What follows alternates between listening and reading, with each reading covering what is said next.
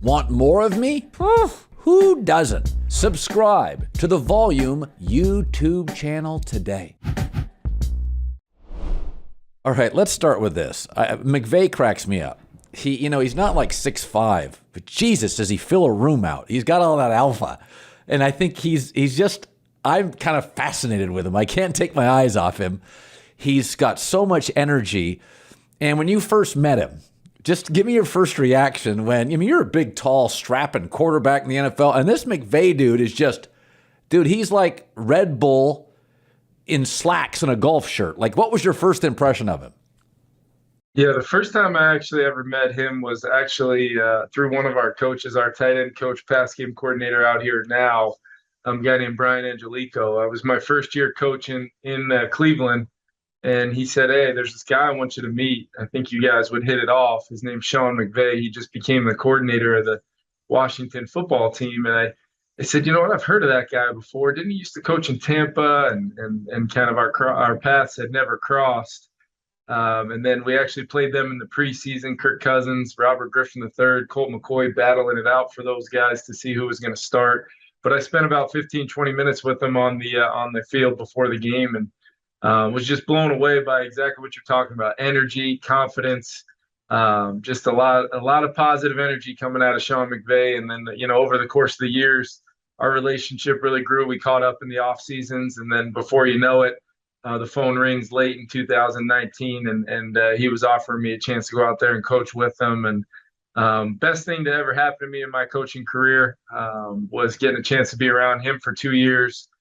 Be his right-hand man and really get to learn, kind of people want to call it, the secret sauce or see behind the curtain, but really what it is, it's just an incredible work ethic, incredible culture that he builds on a daily basis. And ultimately, not only just with the players, but with the coaches as well. And everybody in that building is moving in the right direction, serving and trying to be the best version of themselves, not for any selfish purpose, but to help the guy next to them do their jobs at a high level. And when that happens, Colin, it's a special thing and had a forever impact on me.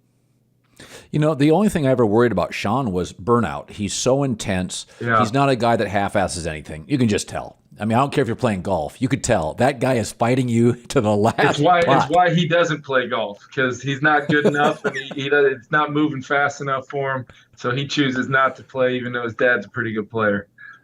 But Kevin, it feels like in the last year or two, he has come to terms with, hey, I got to balance this stuff out a little bit. And I think that's incredible at his age. I didn't have the ability or the self-awareness to do that. I was a workaholic, and then one day it hit me. I was exhausted. But it is tough in your position.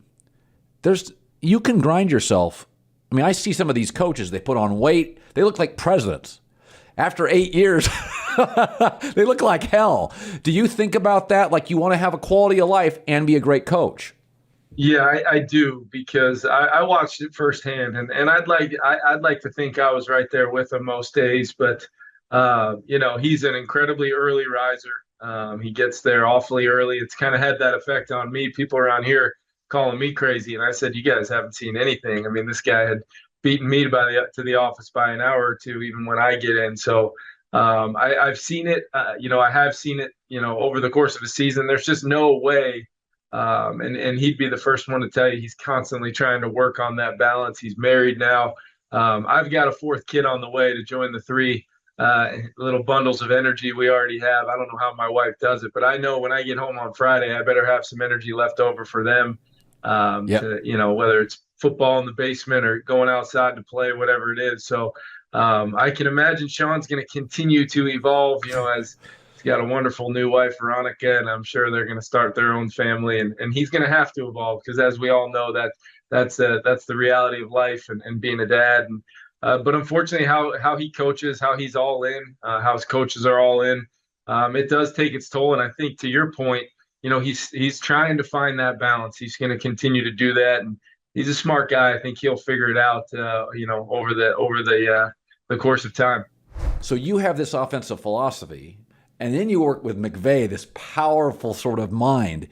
So, how do you mesh, what you would do And then you move some Sean stuff in. I mean, is there anything you've had and you've said, shit, I'm bailing on that. I'm just taking Sean's. I like that. Oh, I mean, absolutely. I think that my offensive philosophy, it was one of those things, Colin, where I thought a lot of things, but then I got to experience kind of walking into a great offensive staff with some really good players in LA, but a scheme that had been, they'd been running that scheme for 3 years by the time I got there, with a lot of success early on. Then it was kind of like the league, tried to do some things, different front mechanics, different personnel groups to try to talk Sean out of some of the things that they were doing early on, mainly at the line of scrimmage when they would go fast. And then really I come in during the, not, break it all down to build it back up again, but just really through a process of which assessing how we can kind of negate some of these advantages that people are trying to get by the tactics they're using to slow what we did down. And then the pass game philosophy at its core, concepts, how you read things, how you tie quarterbacks' feet and eyes together. I really felt like I was able to, have an impact, have a role with that evolution that took place in 2020. But then also, I learned a lot from being around a guy like Matthew Stafford last year, seeing a veteran quarterback, played 12 years in a lot of different offenses. Then he comes in. But we also still want to maintain our identity. And that was the really cool part, is from day one, watching that between Sean, myself, and Matthew. There was a lot of meetings that took place over the course of, really a year there where, my football philosophy changed, morphed, adapted based upon really high level ball between Sean, myself, and Matthew being at the driver's seat of all of that. Was a really special year, and it culminated with us winning a Super Bowl. But I think back, Colin, on all those times, talking about plays and progressions, and hey, maybe I love something and the two of them were like, no, I don't think that's great this week, or vice versa. Or maybe it was Matthew and myself banging on the table for a play and Sean saying, easy now, like, this is why it's a no for me this week, or this is why I love it this week. But ultimately, nobody ever got hurt feelings. Everybody just continued to say, you know what, we trust one another. And when it came time to kick off on Sundays, we had great plans. And like I circled back to on Kirk, player ownership and Matthew owning that thing from start to finish is what helped us not only have success, but overcome the adversity, like I talked about, that's going to come. We didn't win a game in November. We turned it over probably too much, put the defenses in tough spots. Then we had to circle back and kind of really figured out what we wanted to be late in the year and win at 9 out of our last 10 and hoist the Lombardi. So I learned so much through that experience, both the positives, but then also that adversity that really defined, what I think that team was, and really taught me a lot about the chair that I'm in now and how I can lead a football team moving forward.